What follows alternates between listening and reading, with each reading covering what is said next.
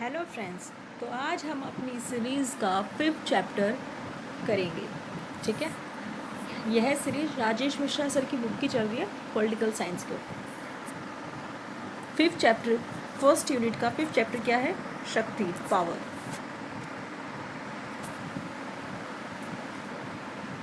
शक्ति एक जटिल एवं व्यापक संकल्पना है जिसके बहुत से आयाम हैं। क्या कह रहे हैं फर्स्ट लाइन में? शक्ति एक जटिल एवं व्यापक संकल्पना है। ठीक है, बहुत कॉम्प्लेक्स है और बहुत वाइड है। ठीक है, इसके बहुत सारे आयाम हैं। ल्यूकस के अनुसार शक्ति मूलतः विवादास्पद संकल्पना है, लेकिन इसके 3 आयाम हैं। ठीक है, ल्यूकस क्या कह रहे? यह एक विवादास्पद संकल्पना है, विवादों से भरी है, लेकिन इसके 3 आयाम हैं। कौन कौन से? शक्तिशाली हितों को दूसरे पर आरोपित करना, शक्तिशाली हितों को दूसरों पर आरोपित करना। शक्ति एजेंडा के रूप में। शक्ति संरचनात्मक है जिसके द्वारा लोगों के प्रत्यक्षण का निर्माण होता है। किसका निर्माण होता है? प्रत्यक्षण का, परसेप्शन का। ठीक है, ल्यूकस ने क्या कहा? शक्तिशाली हितों को दूसरों पर आरोपित करना है, शक्ति एजेंडा के रूप में है, और शक्ति संरचनात्मक है जिसके द्वारा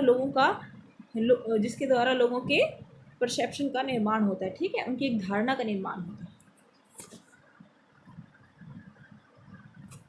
निर्माण होता है। शक्तिशाली लोग अपने हितों का या अपनी इच्छाओं को पूर्ण करने का प्रयत्न करते हैं। ठीक है, तो क्या करते हैं? शक्ति के द्वारा अपने हितों को, जो शक्तिशाली होते हैं, क्या कहते हैं? अपने हितों और अपनी इच्छाओं को पूर्ण करने का प्रयत्न करते हैं।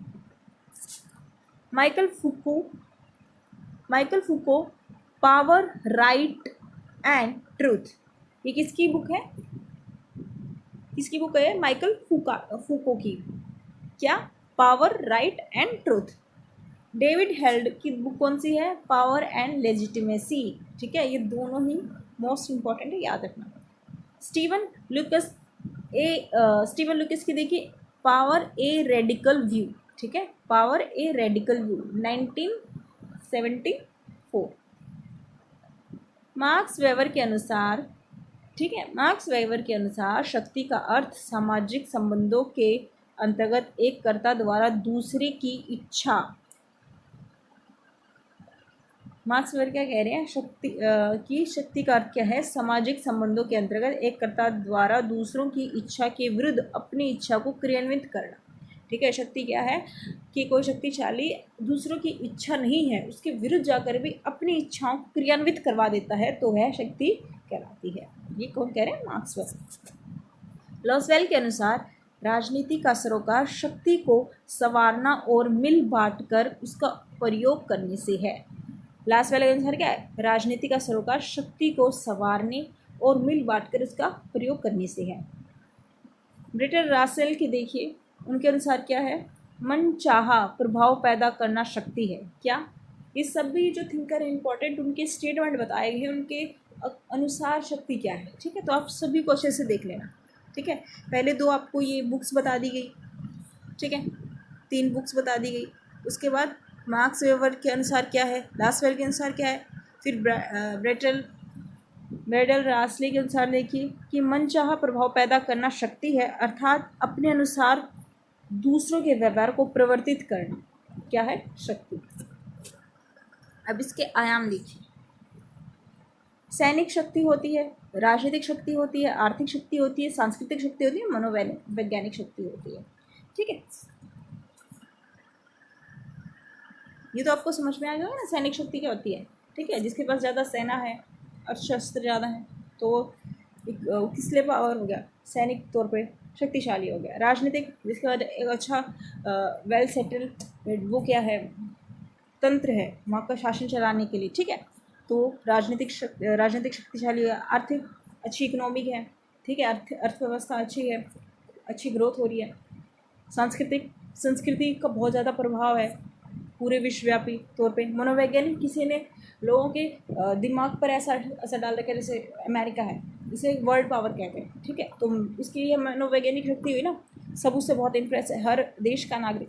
ठीक है, तो ये आयाम था। देखो शक्ति किन संकल्पनाओं से अलग है, ये देखो शक्ति बल, सत्ता, जोड़ तोड़, अन्योन्य विनय व प्रभाव से अलग है। ये सभी शक्ति प्रयोग करने के माध्यम, ठीक है, ये शक्ति नहीं है। शक्ति को हम बल, सत्ता, जोड़ तोड़, अन्योन्य विनय या प्रभाव से अलग है मानते हैं। क्यों? क्योंकि यह शक्ति को प्रयोग करने के सिर्फ माध्यम है, शक्ति नहीं है। शक्ति में दंड देने की क्षमता विद्यमान होती है, प्रभाव में यह नहीं पाया जाता। क्योंकि शक्ति में क्या होता है, हम दंड दे सकते हैं, उसे दंडित कर सकते हैं क्योंकि हमारे पास पावर है। लेकिन प्रभाव में ऐसा नहीं होता। प्रभाव में सिर्फ आप उसे प्रभावित करें। युद्ध शक्ति का नहीं बल्कि बल का घोतक होता है, ठीक है। युद्ध क्या होता है, शक्ति का नहीं बल्कि बल का होता है, फोर्स का। वैधता तथा शक्ति का संबंध देखिए। वैधानिक शक्ति ही सत्ता कहलाती है। जो वैधानिक शक्ति होती है वही सत्ता कहलाती है। बैंथम के अनुसार वैधता का अर्थ सहमति हो सकती है। परंपराएं भी वैधता का आधार है। परंपराएं भी वैधता का आधार है। विषय वस्तु के रूप में शक्ति की संकल्पना। विषय वस्तु के रूप में शक्ति की संकल्पना उतनी पुरानी है जितनी की राजनीतिक विज्ञान, ठीक है। विषय वस्तु के रूप में शक्ति की संकल्पना उतनी पुरानी है जितनी की राजनीतिक विज्ञान, परंतु अध्ययन की विषय वस्तु के रूप में शक्ति आधुनिक युग की देन है। समझ में आ रही है? विषय वस्तु के रूप में तो शक्ति की संकल्पना उतनी ही पुरानी जितनी की राजनीतिक विज्ञान है। ये तब से है, पावर तब से है। शक्तिशाली लोग पहले भी थे, ठीक है, तो वो लोगों को प्रभावित करते थे, अपने इच्छा अनुसार उन्हें कार्य करने पे मजबूर कर देते थे, ठीक है। तो शक्ति राजनीतिक विज्ञान जितनी ही पुरानी है, लेकिन विषय वस्तु के परंतु अध्ययन की विषय वस्तु में, ठीक है, जब इसका अध्ययन हुआ, एक वो बना, डिसिप्लिन बना, तो वो कब बना है? आधुनिक युग में बना है, ठीक है। यूनानी विचारक थ्यूसिडाइड्स, ठीक है, थ्यूसिडाइड्स ने अपनी प्रसिद्ध रचना द पोलोपोशियन वार में राजनीति को शक्ति राजनीति के रूप में चित्रित किया। पोलोपोशियन वार में थ्यूसिडाइड्स ने क्या कहा है, जो एक यूनानी विचारक है, कि राजनीति को शक्ति के रूप में चित्रित करे, ठीक है। अब देखिए, भारतीय विचारक कौटिल्य ने अर्थशास्त्र में यह विचार प्रतिपादित किया कि शक्ति राज्य के बने रहने के लिए आवश्यक है, ठीक है। कोई राज्य अगर शक्तिशाली है तभी वह अपना अस्तित्व बनाए रख सकता है, ठीक है। अगर वो कमज़ोर है तो दूसरा उस पर आक्रमण कर लेगा।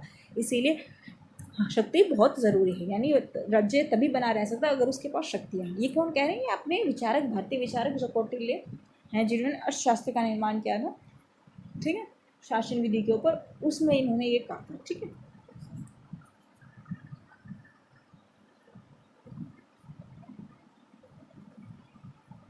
आधुनिक युग में पहली बार मैकियावेली ने शक्ति राजनीति पर अत्यधिक बल दिया। आधुनिक युग में पहली बार मैकियावेली ने शक्ति राजनीति पर अत्यधिक बल दिया। सबसे पहले शक्ति पर अगर आपसे कुछ सीधे क्वेश्चन पूछा जाए कि शक्ति पर सबसे पहले किसने बल दिया है, तो वो मैकियावेली आएगा, ठीक है। मैकियावेली ने ही सबसे पहले कहा था कि शक्ति होनी चाहिए, ठीक है। अगर आपको एक स्ट्रॉन्ग राज्य इस्टेब्लिश करना है तो आपके पास पावर होनी चाहिए। राजनीति नैतिक नियम से संचालित नहीं होती, बल्कि शक्ति अर्जन और शक्ति में वृद्धि ही राजनीति है। ये कौन कह रही है? मैकियावेली कह रहे हैं। राजा को पहले बल प्रयोग नहीं करना चाहिए, ठीक है, लेकिन ज़रूरत पड़ने पर करना चाहिए। हिंसा का प्रयोग शीघ्रता से करना चाहिए। ये कौन कह रहे हैं? मैकियावेली कह रहे हैं। हिंसा का प्रयोग लंबे समय तक न हो। ये सारी बातें मैकियावेली के द्वारा कहेंगे। जब मैकियावेली को अलग से पढ़ेंगे सेकेंड यूनिट तो आपको और अच्छे से समझ आएगा। हॉब्स ने शारीरिक शक्ति और राजनीतिक शक्ति के मध्य अंतर स्पष्ट किया है, ठीक है। शारीरिक शक्ति और राजनीतिक शक्ति के बीच में देखिए क्या अंतर किया है। राजनीतिक शक्ति सामाजिक संबंधों की ओर संकेत करती है, ठीक है। राजनीतिक शक्ति क्या करती है? सामाजिक संबंधों की ओर संकेत करती है। समाज में परस्पर पर संघर्ष और अंतर क्रियाएं विद्यमान है। राजनीतिक शक्ति सहमति पर आधारित होती है। राजनीतिक शक्ति क्या होती है? सहमति पर आधारित होती है। हॉब्स ने शक्ति एवं वैधता में अंतर नहीं माना। हॉब्स ने शक्ति एवं वैधता में अंतर नहीं माना। ट्रिटास्के ने राज्य को शक्ति के रूप में परिभाषित किया है। ट्रिटास्के ने राज्य को शक्ति के रूप में परिभाषित किया है। लोक एवं मॉन्टेस्क्यू ने शक्ति को सीमित और वैधानिक बनाने का प्रयत्न किया है। लोक और मॉन्टेस्क्यू ने शक्ति को सीमित और वैधानिक बनाने का प्रयत्न किया है। अन्ना हेरेंट एवं पार्सन ने शक्ति को सहमति के रूप में चित्रित किया है। ठीक है, सहमति में कि अगर जितने लोग सहमत होंगे तभी वो किसी को पावर देंगे। ठीक है, अगर वो अपनी सहमति उनसे ले लेंगे तो उस इंसान के पास जो शक्ति है वह भी उससे अलग हो जाएगी। राजनीतिक विज्ञान शक्ति विज्ञान के रूप में रिचर्ड रासले के अनुसार, अब देखिए राजनीतिक विज्ञान शक्ति विज्ञान के रूप में आप देख रहे हैं। रिचर्ड रासले के अनुसार शक्ति इच्छित परिणामों को उत्पादित करती है। ठीक है, क्योंकि आप उन्हें अपनी इच्छा अनुसार क्रियान्वित करवा पाते हैं तो इच्छित परिणामों को उत्पादित करती है। द्वितीय विश्व युद्ध के बाद राजनीतिक विज्ञान का विकास शक्ति विज्ञान के रूप में हुआ है तथा इससे राज्य और सरकार के अध्ययन की वजह शक्ति अध्ययन को अत्यधिक महत्वपूर्ण माना गया। कब? द्वितीय विश्व युद्ध के बाद। अमेरिका में व्यवहारवाद के जन्मदाता चार्ल्स मैरियम ने राजनीतिक विज्ञान में शक्ति को अध्ययन का केंद्र बनाया। किसने? चार्ल्स मैरियम ने। इसके पश्चात हेराल्ड लासवेल ने अपनी रचना politics who gets what when how 1936 में शक्ति को अध्ययन का केंद्रीय विषय बनाया। ठीक है, हेराल्ड लासवेल की जो एक रचना थी politics who gets what when and how 1936 में जो आई थी उसमें शक्ति को अध्ययन का केंद्रीय विषय बनाया। राजनीतिक विज्ञान को शक्ति की विषय वस्तु के रूप में कैटलीन, कैपलान एवं मार्गेथो आदि विचारकों ने अत्यधिक महत्व दिया। ठीक है, राजनीतिक विज्ञान को शक्ति के विषय वस्तु के रूप में किसने महत्व दिया है? अत्यधिक कैटलीन, कैपलान ने और मार्गेथो ने।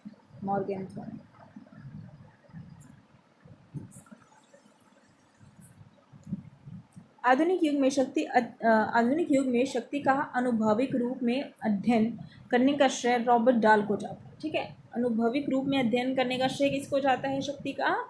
आधुनिक युग में रॉबर्ट डाल को।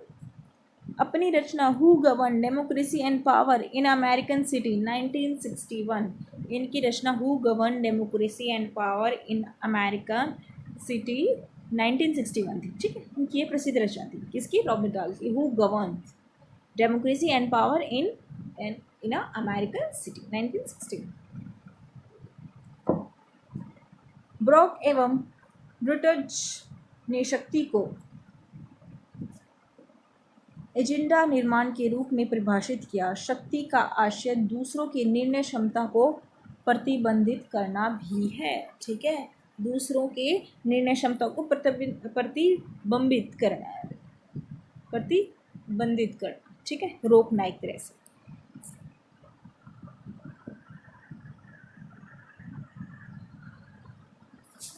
जे.आर.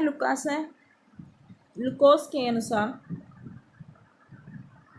शक्ति दूसरे के चिंतन और आवश्यकताओं को निर्धारित करने की क्षमता है, अतः शक्ति वैचारिक क्षमता या मनोवैज्ञानिक नियंत्रण है। कौन कह रहे हैं?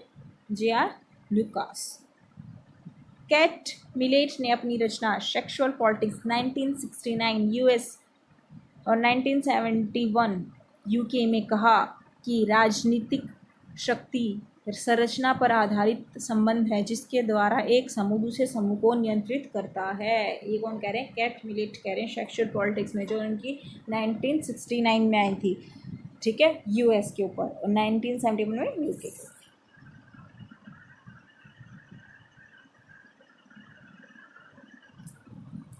उदारवादियों के अनुसार शक्ति देखिए, उन्होंने शक्ति को राजनीतिक रूप में स्वीकार किया।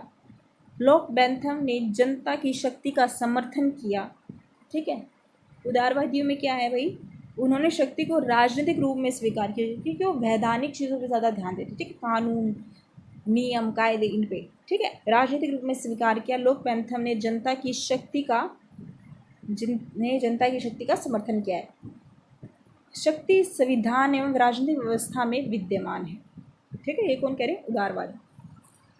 अब मार्क्सवादी देखें, शक्ति मूलतः आर्थिक है। अब मार्क्सवादी होंगे तो अर्थव्यवस्था, आर्थिक पक्ष पे ज़्यादा ध्यान देंगे। मार्क्स ने शक्ति को उत्पादन के संबंध एवं साधन के रूप में देखा। मार्क्स के अनुसार जिसका नियंत्रण उत्पादन के साधनों पर होगा वही शासन करता है। ये कौन कह रहे हैं? मार्क्स कह रहे हैं। ग्रामसी ने शक्ति को वैचारिक रूप में प्रस्तुत करते हुए इसे अधिपत्य की संज्ञा दी। किसने अधिपत्य की संज्ञा दी थी? वैचारिक रूप में प्रस्तुत करते हुए ग्रामसी, याद रखना। संरचनात्मक मार्क्सवादी एल्थ्यूजर के अनुसार पूंजीवादी व्यवस्था में राज्य द्वारा शक्ति का बाध्यकारी प्रयोग नौकरशाही, पुलिस, न्यायालय और सेना के द्वारा किया जाता है। ठीक है, ये क्या कह रहे हैं? पूंजीवादी व्यवस्था में राज्य द्वारा शक्ति का बाध्यकारी प्रयोग कैसे कर रहे हैं वो लोग? नौकरशाही, पुलिस से और न्यायालय और सेना के द्वारा। निकोस पोलांज के अनुसार शक्ति अव्यक्तिगत सामाजिक संरचना का निर्माण है। ये कौन कह रहे हैं?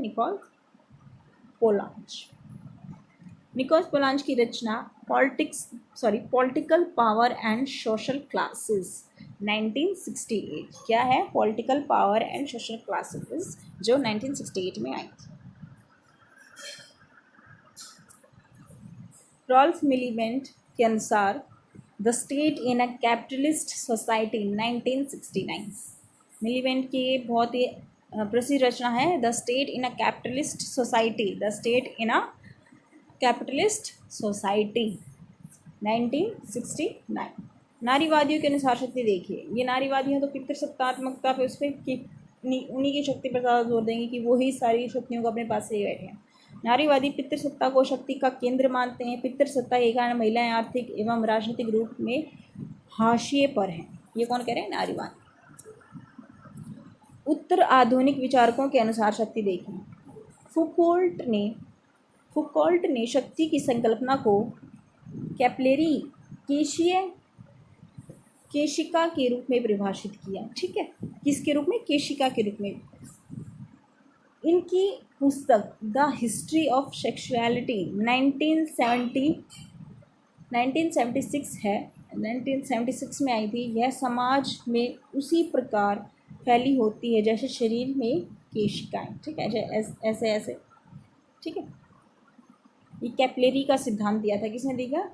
फुकोल्ट ने। ठीक है, शक्ति की संकल्पना क्या है? कैपिलरी का केशिकाएं के रूप में परिभाषित करते हैं। द हिस्ट्री ऑफ सेक्सुअलिटी में 1976 में आई थी। यह समाज में उसी प्रकार फैली हुई है जैसे शरीर में केशिकाएं। माइकल फुकोल्ट ने शक्ति को ज्ञान के रूप में परिभाषित किया है। किसके रूप में? ज्ञान के रूप में। शक्ति के उत्पादन आयाम पर बल दिया। शक्ति का आधार केवल राज्य और सरकार के संगठनों में ही नहीं, आपूर्ति, वित्त, लेख, विज्ञान और मनोचिकित्सक जैसे विशेषज्ञ क्षेत्रों में भी अंतर्निहित होता है। ठीक है, ये कौन कह रहे हैं? माइकल फुकोल्ट। माइकल फुकोल्ट के अनुसार शक्ति कोई वस्तु या तत्व नहीं है जो किसी संस्था या लोगों के समूहों में स्थित है, बल्कि शक्ति का प्रयोग एक तकनीकी रूप में किया जाता है। माइकल फुकोल्ट क्या कह रहे हैं? शक्ति कोई वस्तु या तत्व नहीं होती है जो किसी संस्था या लोगों के समूह में स्थित है, बल्कि शक्ति का प्रयोग एक तकनीकी रूप में किया जाता है। शक्ति के द्वारा पहचान, आइडेंटिटी और आत्मनिष्ठा, सब्जेक्टिविटी का निर्माण होता है। शक्ति के द्वारा क्या होता है? पहचान और आत्मनिष्ठा का, आइडेंटिटी और सब्जेक्टिविटी का निर्माण। फुकोल्ट ने शक्ति के इन रूपों को गवर्नमेंटैलिटी के रूप में व्यक्त किया। किसको? शक्ति को। फुकोल्ट ने शक्ति के इन रूपों को गवर्नमेंटैलिटी के रूप में, ठीक है, गवर्नमेंटैलिटी के रूप में व्यक्त किया। ये आपसे पूछ लें गवर्नमेंटैलिटी के रूप में किसने व्यक्त किया, तो फुकोल्ट ने शक्ति। ठीक है, फुकोल्ट के अनुसार शक्ति के विरुद्ध निम्नलिखित 3 प्रकार के संघर्ष पाए जाते हैं। कौन कौन से? नरजातीय, सामाजिक, धार्मिक, जो सामंतवादी समाजों में व्यापक था। ठीक है, नरजातीय, सामाजिक और धार्मिक जो सामंतवादी समाजों में व्यापक था। शोषण, के विरुद्ध संघर्ष पूंजीवादी समाज में उत्पन्न हुआ। उन्होंने शक्ति को बाध्यता न मानकर इसके उत्पादक आयाम पर बल दिया। अब देखिए, आधुनिक युग में शक्ति केवल कार्यपालिका और नौकरशाही में ही निहित नहीं है, बल्कि वैज्ञानिक, चार्टर्ड अकाउंटेंट में भी निहित है। ठीक है, माइकल फुल्ट कह रही हैं सारी बातें। माइकल फुल्ट की अन्य रचनाएं कौन सी हैं? Madness and civilization, a history of insanity in the age of reason 1964 में आई थी जो, एवं द ऑर्डर ऑफ थिंग्स 1970। ठीक है, ये याद रखना। शक्ति का वितरण देखिए, विशिष्ट वर्गवादियों के अनुसार शक्ति का समाज में समान वितरण नहीं होता। ठीक है, कौन कह रहे हैं? ये वर्गवादी कह रहे हैं। बल्कि शक्ति का संकेंद्रीकरण मुट्ठी भर विशिष्ट लोगों में होता है तथा वह सदैव बना रहता है। ये कौन कह रहे हैं? वर्गवादी कह रहे हैं, विशिष्ट वर्गवाद। जबकि बहुलवादियों के अनुसार समाज में शक्ति का वितरण विभिन्न समूहों में होता है, अतः बहुलवादियों के अनुसार शक्ति संबंधात्मक या सापेक्षिक होती है। बहुलवादी हैं तो समुदाय की बात करेंगे, समूह की बात करेंगे। बहुलवादियों के अनुसार शक्ति मूलतः नॉन सेक्शनल या नॉन जीरो सम गेम पर आधारित होती है।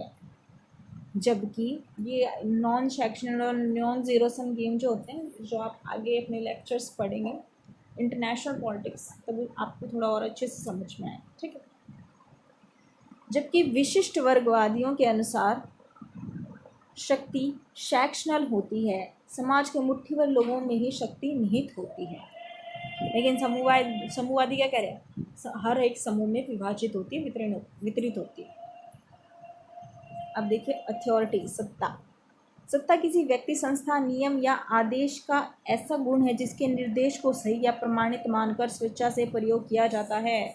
अगर आपने किसी को अथॉरिटी दे रखी है, सत्ता दे रखी है, तो आपको लिए वो जो भी कुछ लाएगा आप उसे प्रमाणित मानकर उसे अपना लेंगे। ठीक है, सत्ता के दो घटक होते हैं, शक्ति और वैधता। ठीक है, सत्ता कौन कौन से घटक होते हैं? एक तो शक्ति होती है, एक वैधता होती है, तभी वह सत्ता बनेगी। क्योंकि अगर उसमें पावर नहीं है तो आप कैसे लोगों को गवर्न करेंगे, कैसे उन्हें अपने इच्छानुसार ढालेंगे। दूसरा, वैधता होनी चाहिए। अगर लोग उसे वैध ही नहीं मानते तो वो आपकी बात क्यों मानते? तो वैध होनी चाहिए। ठीक है, जैसे इंडियन गवर्नमेंट की अथॉरिटी है, अथॉरिटी तभी है ना क्योंकि उसके पास शक्ति है, और वैधता भी है। वैधता हमने दे रखी, उन्हें वोट देकर चुनकर। ठीक है, और शक्ति उनके पास है। अगर ये चीज़ें उनसे हटा ली जाए तो अथॉरिटी रहेगी? कुछ नहीं रहेगी। किसी नियम या निर्णय की वैधता यह संकेत करती है कि लोग उस नियम या निर्णय को अपने लिए तथा सारे समाज के लिए महत्वपूर्ण मानते हैं तथा मन से स्वीकार करते हैं। ठीक है, ये बात मैं आपको बताना चाहती हूँ। जोसेफ डी मैस्ट्रिक के अनुसार सत्ता के सिद्धांतों में विश्वास व्यवस्था को सुरक्षित रखने का एकमात्र विश्वसनीय माध्यम है। सत्ता और शक्ति का वैधानिक रूप ही सत्ता है। ठीक है, शक्ति का जो वैधानिक रूप है वही सत्ता होती है। शक्ति को दीर्घकालिक बनाने के लिए सत्ता में परिवर्तन आवश्यक होता है। शक्ति तभी लंबे समय तक बनी रहेगी जब उसको सत्ता में परिवर्तित किया जाएगा। प्रत्येक प्रकार की शक्ति सत्ता नहीं है, सत्ता में शक्ति होना आवश्यक है, लेकिन जो सत्ता है उसमें शक्ति होना अति आवश्यक है।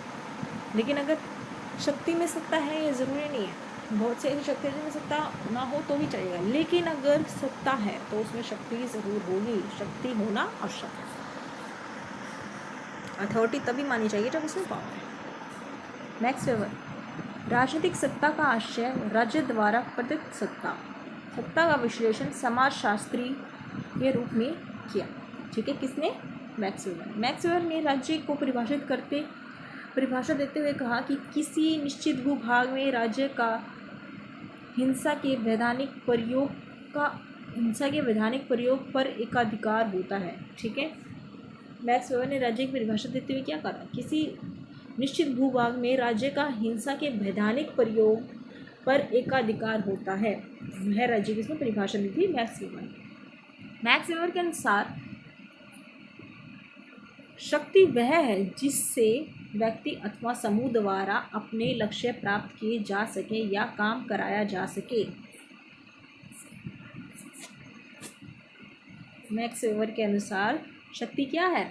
जिससे व्यक्ति अथवा समूह द्वारा अपने लक्ष्य प्राप्त किए जा सके या काम कराया जा सके, जिसके अभाव में अपना लक्ष्य प्राप्त नहीं किया जा सकता। जिसके अभाव में अपना लक्ष्य प्राप्त नहीं किया जा सकता। मैक्स वेबर के अनुसार राज्य की मूल विशेषताएं देखिए। राज्य एक भौगोलिक संकल्पना है।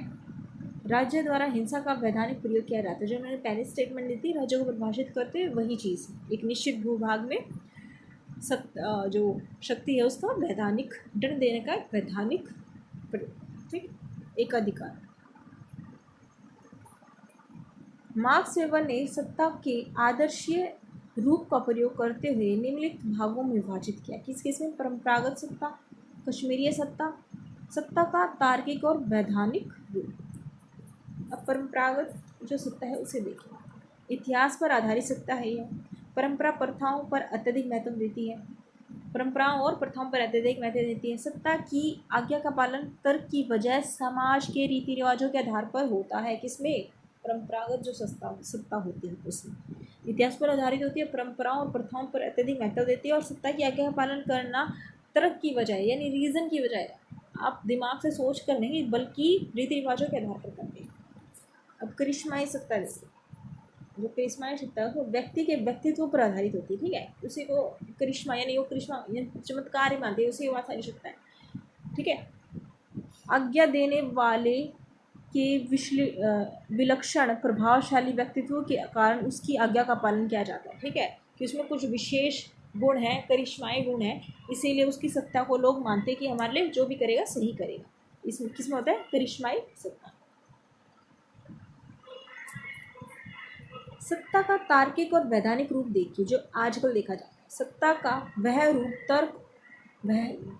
का यह रूप तर्क और विवेक पर आधारित होता है, नियम और कानूनों पर आधारित होता है। वेबर के अनुसार आधुनिक युग में सत्ता के इसी तार्किक और वैधानिक स्वरूप को स्वीकार किया जाता है। तर्क बुद्धि के इस युग में जो व्यक्ति आज्ञा दे रहा है उसकी सत्ता वैधानिक होनी चाहिए, तभी वह लोग मानेंगे, ठीक है। मैक्स वेबर ने सत्ता के इस तार्किक वैधानिक रूप को नौकरशाही की संज्ञा दी है, ठीक है, इसकी ब्यूरोक्रेसी की। मैक्स वेबर ने नौकरशाही के भी आदर्श स्वरूप का वर्णन किया है। उनके अनुसार नौकरशाही आदर्श स्वरूप की विशेषता निम्नलिखित है। कौन कौन सी विशेषता है नौकरशाही की आदर्श स्वरूप की? नौकरशाही की संरचना सोपानिक होनी चाहिए, यानी ऐसे स्टेप बाय स्टेप होनी चाहिए, सोपान होनी चाहिए इसमें, ठीक है। इसके पद शक्तियों का विभाजन होना चाहिए, इसमें पदों और शक्तियों का विभाजन होना चाहिए, यानी इसे कुछ पावर मिली है, इसे कुछ पद और पावर मिले, इसे कुछ पद पावर मिले, ऐसे, ठीक है। यह औपचारिक व्यवस्था है, ठीक है। ये क्या है? एक फॉर्मल व्यवस्था है। नौकरशाही की मूल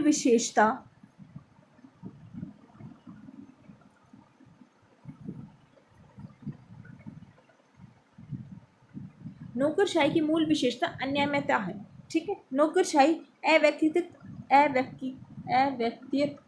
व्यक्तिगत आधार पर संचालित होती है। नौकरशाही रूपी संगठन में प्रवेश के लिए उपयोगी परीक्षा आयोजित की जाती है, ठीक है। अगर कोई परीक्षा ही नहीं ले रहे, आप ऐसे ही लोगों को बिठा रहे हैं और उन्हें शक्ति दे रहे हैं, तो वो सही नहीं होगी ना, ठीक है। उनके लिए एक परीक्षा होनी चाहिए, ठीक है, औपचारिक व्यवस्था होनी चाहिए, और आजीवन वेतन और भत्ता उन्हें मिलना चाहिए। प्रेजेंट की अपनी जो ब्यूरोक्रेसी है वो भी इस जैसे ही कुछ देखने को मिलती है। ब्यूरोक्रेसी शब्द का पहली बार प्रयोग किसने किया था? याद है? डी गॉर्नी ने। यह क्वेश्चन इंपॉर्टेंट है, याद रखना। वैधता देखिए, अपनी लेजिटिमेसी क्या होती है? वैधता शक्ति व सत्ता के बीच की कड़ी है। क्या है? शक्ति और सत्ता के बीच की कड़ी। जो शक्ति है वो सत्ता में तभी परिवर्तित होगी जब उसमें वैधता आएगी। वैधता जब तक बीच में नहीं आएगी वह सत्ता नहीं मानी जा सकती। वैधता से शक्ति को तार्किकता व स्थायित्व मिलता है। वैधता द्वारा ही जनमत शक्ति को स्वीकार करता है। वैधता द्वारा ही जनमत शक्ति को स्वीकार करता है।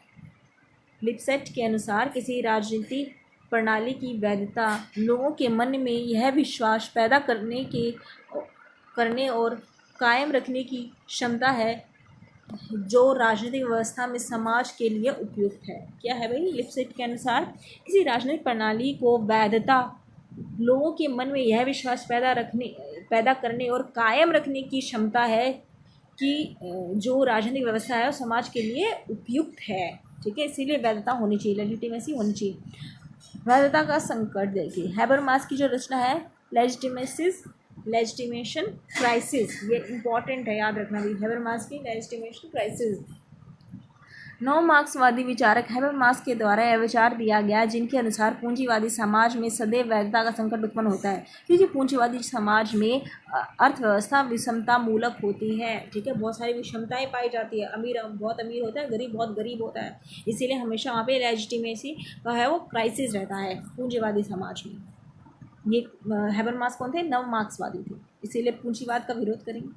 जबकि राजनीतिक प्रणाली द्वारा लोगों के कल्याण का दावा किया जाता है। ये कौन कह रहे हैं? हैबरमास कह रहे हैं कि जबकि राजनीतिक प्रणाली क्या कहती है? हम आपका कल्याण कर रहे हैं। इसीलिए राजनीतिक व्यवस्था पूंजीपतियों के हितों तथा आम जनता की आशाओं के बीच समन्वय स्थापित करने में विफल हो जाती है। तभी तो लेजिटिमेसी क्राइसिस आता है, वैधता का संकट आता है और सरकार गिरने का संकट बना रहता है। तो आपका ये 5th चैप्टर भी कंप्लीट हो जाता है, जो किसके ऊपर था? शक्ति के ऊपर, पावर के ऊपर। सो अगर आपको ये सीरीज अच्छी लग रही है तो please like, share and subscribe to my channel. Please support. Thank you so much.